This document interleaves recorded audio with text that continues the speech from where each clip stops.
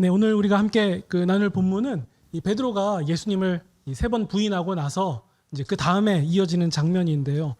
그 이전의 내용을 보면 예수님이 그 유월절 식사를 제자들과 함께 하시고, 그리고 제자들의 발을 씻겨 주셨고, 그리고 십자가를 향하여 이제 예수님이 가셔야 되니까 제자들이 남겨지잖아요.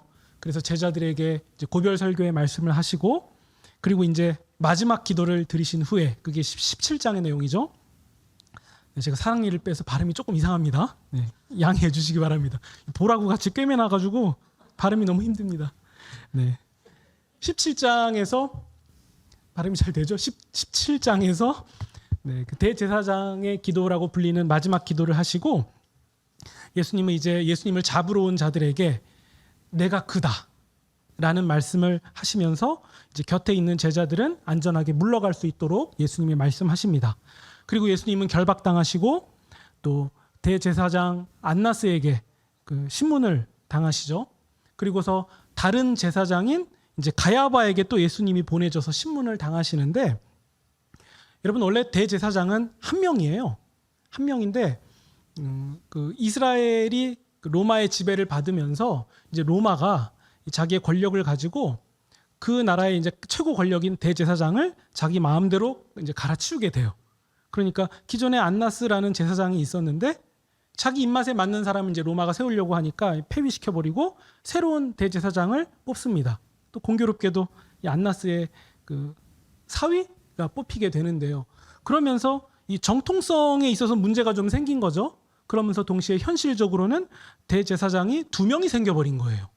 그러니까 로마 입장에서는 자기가 폐위시키고 새로 뽑은 자가 정통성이 있다고 생각하는 것이고, 유대인들 입장에서 볼 때에는 로마가 세운 대제사장은 조금 이상한 느낌인 거예요.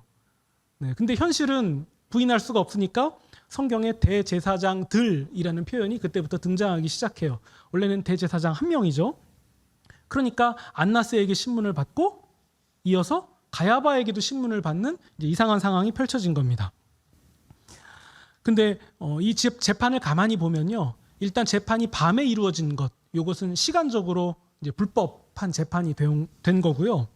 그리고 예수님이 불리한 증언을 하도록 이 상황을 몰아가고 있는 것도 이 재판 규정을 어긴 거고요. 그리고 본문을 읽다 보시면 그 18장 앞뒤를 보시면요, 그 경비병이 예수님의 뺨을 때립니다. 그래서 예수님이 정당한 변호를 할 수 없도록 몰아간 것도 불법한 재판이고요. 그리고 유죄를 내리기 위해서는 여러 증인의 어떤 그 증언이 필요한데, 여러 증인의 증언도 없이 그냥 재판을 내리는 것도 불법이고요. 또 재판 장소도 여기 갔다 저기 갔다 왔다 갔다 했던 것도 불법성이 있는 재판이었습니다. 그러면 일반인이라면 이 재판 이거 불법입니다, 이 판결도 잘못됐어요 라고 이제 항의해야지 맞는데요. 하지만 예수님께서 죄가 없으시다는 점과 그리고 누명을 이제 해명하시는 정도만 말씀하시면서 이 재판에서 처형당하시는 것은 피하려고 하지 않으셨습니다. 왜냐하면 예수님은 이 하나님께서 주신 잔을 마시려고 결정하셨기 때문이에요. 그리고 28절을 보시면 가야바 집에서, 그러니까 두 번째 대제사장이죠. 가야바 집에서 이제 빌라도 총독의 관저로 넘어가는 상황인데요.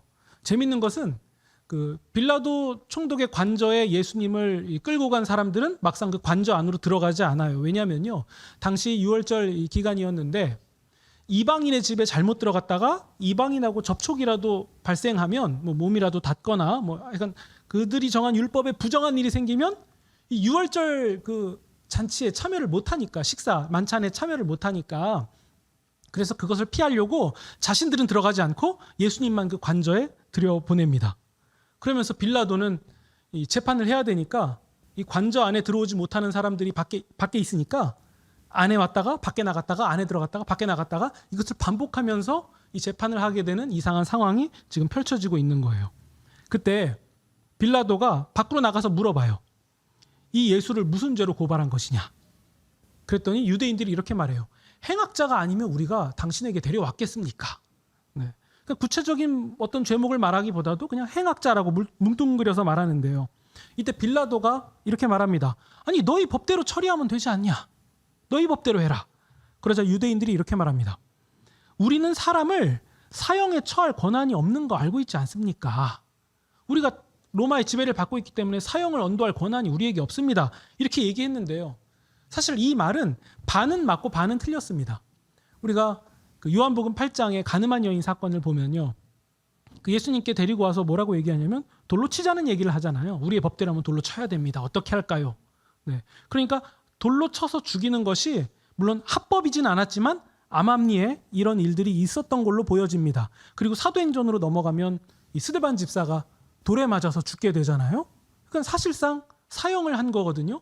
그러니까 암암리에 돌 던져서 죽이는 일을 했던 걸로 보여지는데요.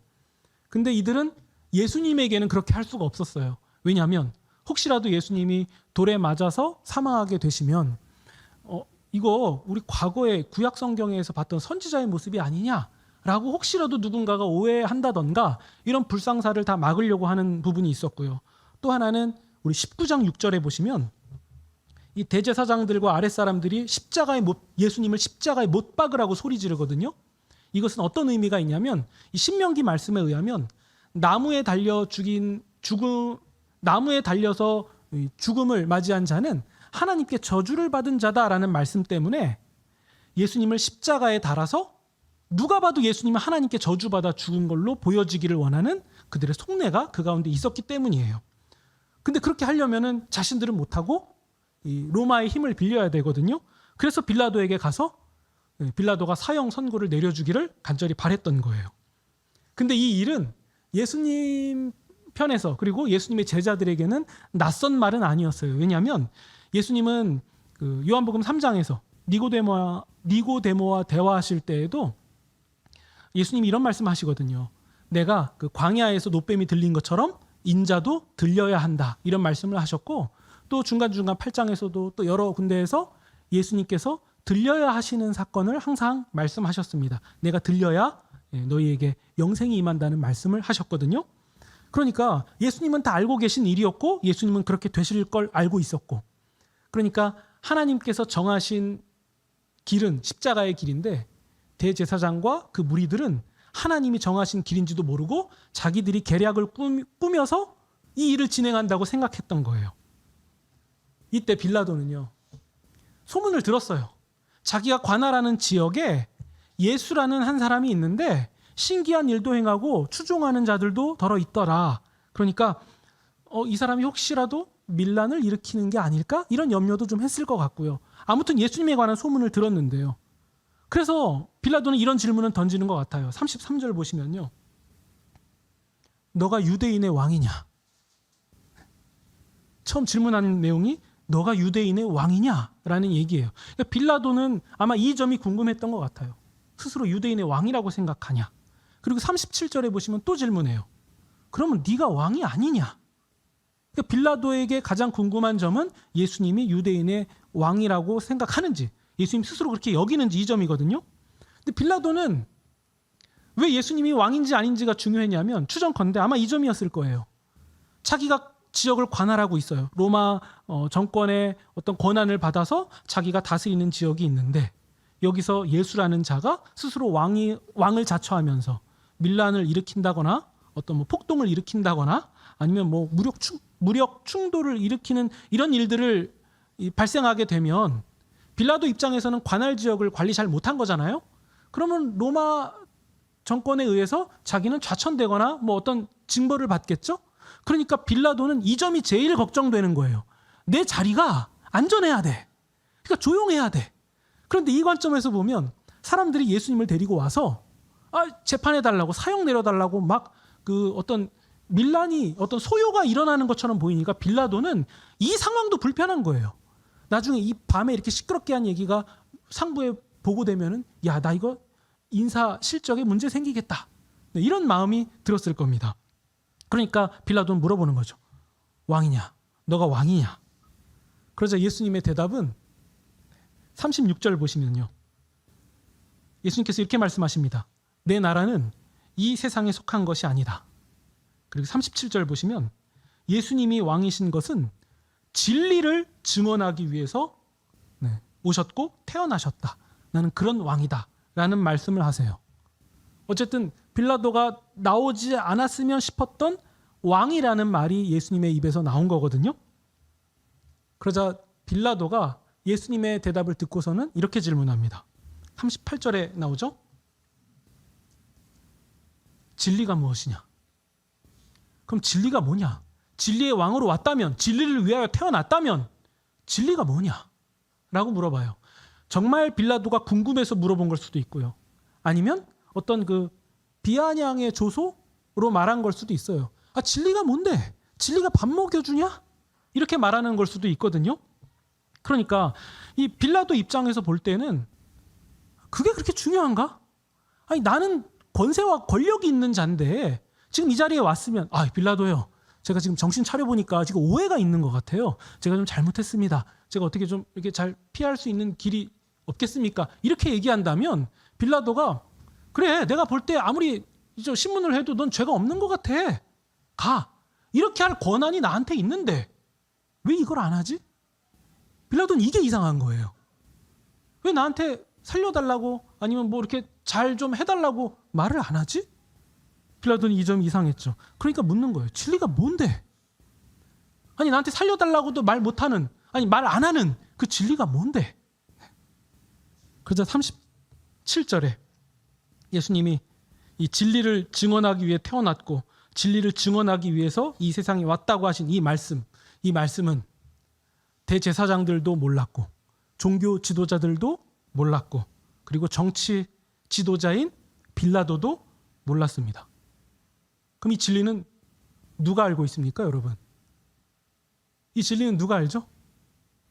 우리가 요한복음의 문맥을 따라서 쭉 오면요, 예수님이 진리가 무엇인지를 정확하게 말씀하신 적이 있어요. 그게 언제냐면 예수님이 잡히시기 직전에 하나님께 기도를 드리실 때 말씀하셨는데 그것은 17장에 나옵니다. 우리 17장 17절을 한번 보겠습니다. 예수님이 이제 십자가를 향하여 잡혀가시기 직전에 말씀하신 17장 17절입니다. 네, 우리 17장 17절 함께 읽겠습니다. 시작.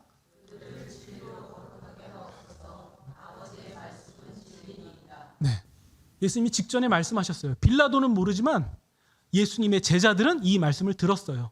아버지의 말씀이 진리입니다. 네.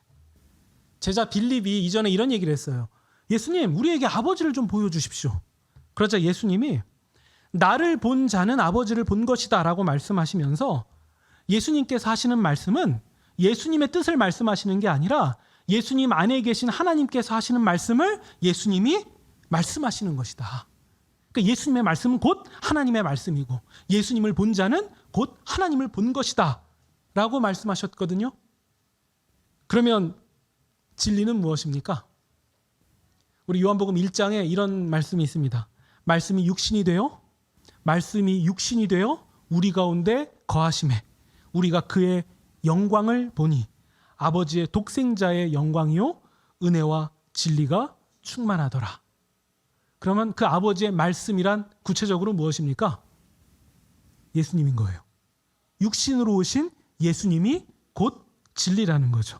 그러니까 진리가 무엇이냐라고 빌라도가 질문할 때 그 곁에 제자가 있었다면 제자는 이렇게 말했겠죠. 진리는 말씀이 육신이 되어 우리 가운데 오신 예수 그리스도가 진리입니다. 근데 이런 대답을 할 때 빌라도는 이것을 이해할 길이 없죠. 자기 눈앞에서 예수님을 신문하면서도 진리를 눈앞에 두고서도 이분이 진리인지를 전혀 알 수 없었던 거예요. 우리 17장 3절 보시면요.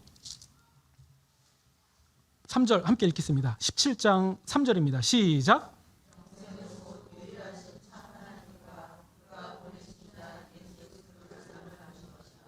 네, 이 진리, 예수 그리스도라는 진리는 결국 영생인 거예요. 그래서 사도 요한은 요한복음을 통해서 내가 이것을 기록한 것은 예수를 그리스도로 믿고 우리가 영생에 이르게 하기 위해서 이것을 기록했다라고 말하고 있는 거죠. 왜 예수 그리스도를 믿는 것이 영생에 이르는 길입니까? 예수님이 하나님이시기 때문에 그래요. 예수님이 진리이기 때문에 그렇습니다. 지금 우리가 이 18장 그리고 19장 이 부분을 보면서 예수님이 신문당하시고 고난당하시는 내용이 나오기 때문에 내용상 보면 굉장히 딱딱하고 또 어두운 내용이지만 사실 앞의 내용들을 생각하면서 이 부분들을 보면 이 신문의 내용과 질문의 내용의 답이 뭔지를 우리는 알 수 있게 돼요. 진리는 무엇이냐면 예수 그리스도죠. 왜 예수님이 왕이냐? 이렇게 왕이냐라고 질문할 때 그 질문에 명확하게 그래 나 왕이야 이렇게 대답하시지 않은 이유는 우리는 앞의 내용들을 보면서 알 수 있는 거죠. 그들이 생각하는 세속의 왕이 아닌 거예요. 로마 정권을 무력으로 쫓아내고 그 자리에 앉으시는 무력의 왕, 세상의 왕이 아니라 예수님은 다른 하나님 나라의 왕이시기 때문에 예수님은 이렇게 모호하게 들리는 것 같은 표현을 하셨던 거죠. 그러면서 빌라도는 예수님을 신문하면서도 여기까지는 알았어요. 아, 죄가 없는데? 사형까지는 아닌데? 이게 걸리는 거예요. 그리고 자기의 판단 하나가 어떤 크게 번지는 밀란이나 소요가 돼버리면 자기의 자리가 위험하니까 이게 두려워서 어떻게 할까 조심스럽게 지금 접근하고 있는 상황이에요. 이때 빌라도가 얘기합니다. 난 죄를 찾지 못했다. 그러자 유대인들이 말합니다. 우리에게는 율법이 있는데 우리가 가진 율법대로 보면은 죽어 마땅하다. 지금 하나님의 아들이라고 신성모독을 했다. 죽어야 된다. 라고 얘기하면서 빌라도에게 유대인들이 어떤 협박을 하냐면 만약 예수를 놓아준다면 당신은 가이사 황제의 친구가 아닙니다. 이 얘기를 해요. 이제 19장으로 넘어가시면 이 내용들이 나오거든요. 근데 이 말은 빌라도에게 굉장한 충격이었어요. 빌라도가 정말 듣고 싶은 말은 당신은 가이사 황제의 친구입니다라는 칭호였어요. 그러니까 우리가 같이 이렇게 딱지치기 하는 친구, 그런 의미의 친구가 아니라 어떤 의미인지 이해가 되시죠? 가이사 황제, 당신은 가이사 황제의 친구입니다. 정말 가깝고 긴밀한 관계입니다. 이 말이 듣고 싶었는데 유대인들이 하는 말이 뭐냐면 만약 예수를 놓아준다면 당신은 가이사 황제의 친구가 아닙니다. 그러니까 그 말에 빌라도는 한편으로 두려우면서 한편으로 그들이 하는 어떤 협박에 분노를 느낀 거죠. 그래서 빌라도는 이 매질로 피범벅이 된 예수님을 두고서는 봐라, 이 사람이다. 너희의 왕이 여기에 있다. 이렇게 얘기합니다. 이 말엔 두 가지 의미가 있을 것 같아요. 요한의 입장에서 볼 때에는 이 피로 얼룩진 이분이 하나님 나라의 왕이시다라는 의미가 담겨 있는 것이고, 또 한편으로는 봐라, 니들의 왕이 고작 이런 모습이다라는 조소의 표현이 될 수도 있는 거예요. 그때 우리 19장 15절을 보시면요, 굉장히 충격적인 말이 여기서 나옵니다. 대제사장들이 뭐라고 얘기하냐면요, 19장 15절입니다. 중간 부분에 있습니다. 대제사장들이 대답하되 가이사 외에는 우리에게 왕이 없습니다. 가이사 외에는 우리에게 왕이 없습니다. 이게 왜 여러분 충격적인 말이겠습니까? 이스라엘 백성에게 오직 한 분 유일하신 왕은 누구시죠? 하나님이세요. 근데 예수님을 못 받기 위해서 우리에게 유일한 왕은 가이사 한 분뿐입니다라는 가이사를 향한 신앙 고백을 드렸고, 이 고백은 사실 그들이 실수로 내뱉은 말이 아니라 진심의 말이었고, 그래서 이 말로 인해서 그 구약 때부터 믿음의 조상으로 비롯해서 그 수많은 그 긴 역사 속에서 하나님만이 우리의 왕이시고, 하나님은 또 그들을 보호하신다는, 하나님은 그들의 하나님이 되고 그들이 하나님을 왕으로 섬기시는 이 계약이 이 한마디로 파기가 되는 사건이 일어난 거예요. 이제 끝났죠. 빌라도와 대제사장들에게도 예수님이라고 하면 자기의 기득권을 지키기 위한 그냥 제거 대상일 뿐이에요. 없어져야 돼요. 그냥 이 세속에서 내가 누릴 것들을 잘 보존할 수 있는, 그렇게 되기 위해서 제거해야 되는 분, 그분이 예수님이었던 거죠. 그러니까 요한복음의 표현으로 바꿔서 얘기하면 그들은 예수님을 알지 못했다입니다. 그들은 예수님을 알지 못했다. 진리가 무엇인지, 그리고 진리가 누구인지를 알지 못했던 거예요. 우리의 왕은 가이사밖에 없다. 그러니까 속마음이 다 드러난 거예요. 현 주소가, 그들의 현 실태가 그대로 다 그냥 드러난 겁니다. 그러니까 대제사장의 자리에 있는 그들마저도 그들의 왕은 가이사였다는 사실이죠. 그러니까 예수님이 그들에 의해서 십자가에 달려 죽음을 맞이하게 되신 것은 어떻게 보면 당연한 일이었던 겁니다.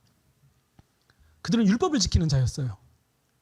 누구보다 율법의 책임자라고 자처하는 자들이 정작 율법의 완성으로 오신 예수님을 죽인 거죠. 그리고 예수님은 십자가와 함께 죽음으로 그 율법이 끝나버렸고 이제 예수님의 부활과 함께 율법은 완성됩니다. 그래서 우리가 예수 그리스도를 믿으면 우리가 모든 율법이 다 이루어졌다라고 고백할 수 있게 되는 거죠.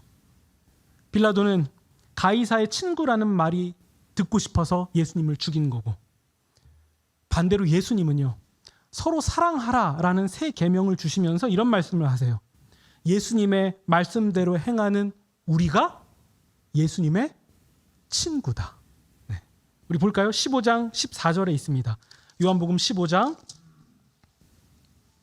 14절 보시면 너희는 내가 명하는 대로 행하면 곧 나의 친구라.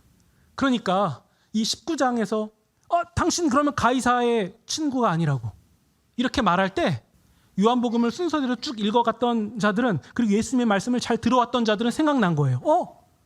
우리는 예수님의 친구인데, 우리는 저 빌라도가 그렇게 듣고 싶었던 말보다 더 큰 정말 만왕의 왕의 친구가 된 건데 라는 사실을 깨닫게 돼서, 그래서 예수님이 신문당하시고 고난당하시는 장면 가운데서 예수님의 영광과 하나님의 영화를 발견하게 되는 겁니다. 그러니까 요한복음은 굉장히 이 치밀하고 이렇게 짜임새 있게 얽혀있는 그런 구조로 우리에게 서술되어 있는 거죠. 그러면 여러분, 진리는 무엇입니까? 우리도 똑같이 질문 앞에 섰을 때 진리는 무엇이냐라는 질문 앞에서 우리는 이렇게 대답해야죠. 진리는 예수 그리스도입니다. 오직 유일한 진리는 예수 그리스도입니다. 우리를 구원하시기 위하여 이 땅에 오신 예수 그리스도를 믿는 것이 진리입니다. 우리는 이렇게 말할 수 있는 거예요. 예수 그리스도를 통해서, 그 십자가에 달리신 예수님을 통해서 우리는 하나님의 사랑과 구원을 보는 것, 그리고 아는 것, 이것이 진리입니다. 우리 17장 마지막 구절을 보면 예수님이 이런 기도를 드리십니다. 하나님이 예수님을 사랑하신 그 사랑이 우리 안에 있고 예수님도 우리 안에 있게 하려는 것이다. 이것이 십자가의 목적이고, 이것을 한 단어로 바꾸면 무엇입니까? 친밀함, 곧 사랑의 관계가 되게 하신 것이죠. 예수님의 십자가는 우리가 하나님과의 깊은 친밀함으로 들어가는 길이었고, 그리고 하나님과 깊은 사랑의 관계를 만들어낸 것입니다. 이마저도 한 단어로 바꾸면 구원인 거죠. 그래서 우리는 교리적으로 요약해서 예수 그리스도가 생명이요 구원이다 라고 고백하게 되는 것입니다. 그러면 진리는 무엇입니까? 예수님이 이루신 구원이다, 이렇게 말할 수 있는 거죠. 여러분, 우리는 빌라도와 대제사장들과 다르게 이 진리를 알고 있습니다. 진리가 무엇이냐는 질문 앞에서 우리는 진리는 예수 그리스도입니다. 우리를 구원하신 예수 그리스도입니다. 예수 그리스도를 통하여 하나님과 우리가 연합되었습니다. 우리 안에 성령께서 계시고 참된 평안으로 나아가고 우리는 그 구원의 완성을 향하여 오늘도 내일도 가는 사람들입니다 라고 이렇게 막힘없이 진리를 말할 수 있는 자들이 되었다는 것이죠. 그렇기 때문에 여러분, 오늘 본문의 구도를 보시면 권세의 정점에 있는 자들, 대제사장들과 그리고 빌라도도 허망한 자들이에요. 아무리 권세의 정점에 앉아 있어도 허망한 거예요. 왜냐하면 예수 그리스도를 모르는 인생은, 알지 못하는 자들은 죄와 죽음의 장벽 앞에서 어떻게 할 길이 없기 때문이에요. 아무리 많은 것들을 누려도 결국 죄와 사망의 권세 앞에서 아무것도 할 수 없는 허망한 존재이기 때문에 그들이 자랑하는, 아니 왜 나한테 살려달라고 말 못해라고 말하는 그 권세마저도 그냥 사라지는 것일 뿐입니다. 근데 왜 우리는 허망하지 않죠? 왜 우리는 인생 가운데 어떠한 일, 어떠한 좌절, 어떠한 슬픔, 어떠한 절망을 만나도 왜 우리는 허망하지 않다고 말할 수 있습니까? 우리가 마주하는 현실이 슬프지 않기 때문에 그렇습니까? 아니에요. 우리가 마주하는 슬픔은 슬픈 거예요. 우리가 마주하는 고통은 고통이에요. 이걸 아니라고 말할 필요도 없어요. 슬픈 건 슬픈 거예요. 그러나 우리는 이 모든 절망과 고통을 이겨내는 그 너머에 완전한 완성, 하나님의 나라와 구원이 우리 가운데 있다는 사실을 알고 있기 때문에, 우리는 우리의 인생 가운데 예수 그리스도를 구주로 만났기 때문에, 그분이 진리라는 사실을 우리가 알기 때문에, 그래서 우리는 절망을 만나도 절망을 이길 수 있는 힘이 있고 하나도 절망스럽지 않다라고 고백할 수 있는 거예요. 우리의 현실과 고백이 달라도 우리의 고백이 우리의 현실을 분명하게 말할 때가 있어요. 우리 사랑하는 사람을 딱 보고서는 난 당신이면 다 된다고, 우리 자식이면 다 된다고 막 이런 표현 하지 않습니까? 근데 진짜 그래요? 정말 자식만 있으면 돼요? 재산 없으면 안 되잖아요. 근데 그게 다 계산이 되는 게 우리 현실인데, 그럼에도 우리가 당신 아니면 안 된다고, 난 당신만 있으면 된다라고 하는 이 고백은 가짜입니까? 진짜죠. 현실은 진짜 어떻게 안 되는 나라는 존재를 알매도 불구하고 지금 내가 내뱉은 고백은 진짜였던 거예요. 진짜였던 거예요. 그래서 정말 그 궁극적인 순간을 만났을 때 우리는 바꿀 수 있잖아요. 자식이 아플 때 재산을 다 갖고 와야 고칠 수 있다면, 그 수술 받을 수 있다면 할 거예요, 안 할 거예요? 안 합니까? 하죠. 근데 그렇게 하면 나 앞으로 내일은 어떻게 살지? 다음은 어떻게 살지? 걱정되지만 왜 그렇게 합니까? 그게 진심이었던 거예요. 얘 아니면 안 된다는 게 진심이었던 거예요. 우리가 슬픔과 고통과 좌절을 만나면서 주님께 원망도 하고 탄식도 하지만 주님만이 우리의 모든 것이라고, 우리의 구원이라고 고백한 그 고백은 진짜였던 거예요. 진짜였던 거예요. 그러니까 주님이 그 고백을 받으십니다. 우리가 가진 진리는 무엇입니까? 진리가 뭐냐라고 물어볼 때 우리가 왜 대답을 망설입니까? 계산이 많이 되니까요. 예수님만이 진리고 구원이라고 모든 것이라고 말하기엔 계산이 많이 되니까요. 근데 주님이 그거 모르실까요? 아십니다. 아세요. 그래서 우리가 진리가 주님이라고 드리는 그 고백이 진실된 고백이 될 수 있는 이유는 주님이 그 고백을 받으시고 또 아시기 때문이죠. 또 우리도 동시에 그 진실된 고백을 드리고 있었던 겁니다. 왜 우리가 허망하지 않냐면 진리를 알기 때문이에요. 믿음의 결국, 그것은 곧 영혼 구원이라는 사실을 우리가 알고 있기 때문에 우리는 허망하지 않습니다. 그렇기 때문에 우리가 예수 믿으면 이렇게 된다라는 것을, 모든 것들을 우리 마음대로 다 규정해서 이대로 일어나지 않으니까 예수님 믿어도 아무 일 없네, 뭐 아무 소용 없네, 아무것도 아니네, 이게 뭐야 라고 말할 수 있겠지만요, 아니에요. 우리가 규정했기 때문에 좌절하는 것이지, 주님께서 우리에게 주시고자 하는 그 궁극적인 복은 우리의 인생 끝에서 반드시 만나게 되는 것입니다. 우리는 이 소망을 가지고 나아가는 자들이죠. 그러니까 여러분, 우리는 안전합니다. 진리를 알고 있기 때문에 우리는 다 괜찮은 삶을 지금 가고 있는 거예요. 믿음의 결국 영혼 구원을 향하여 우리는 지금도 가고 있는 중입니다. 그렇기 때문에 여러분, 이 진리가 우리를 끝까지 가게 만들 것입니다. 결정적인 순간에 우리가 진리를 붙잡고 있고 또 내가 놓친다 하더라도 주님이 우리를 붙잡고 있다는 사실을 확인하게 될 것입니다. 이 진리를 우리는 가졌다는 사실, 이것이 우리에게 큰 소망이 되시기를 바랍니다. 그래서 이 진리를 통하여 우리가 더욱더 은혜를 향하여 힘있게 도약하시는 그런 저와 여러분이 되시기를 우리 구주 예수님의 이름으로 축원드립니다.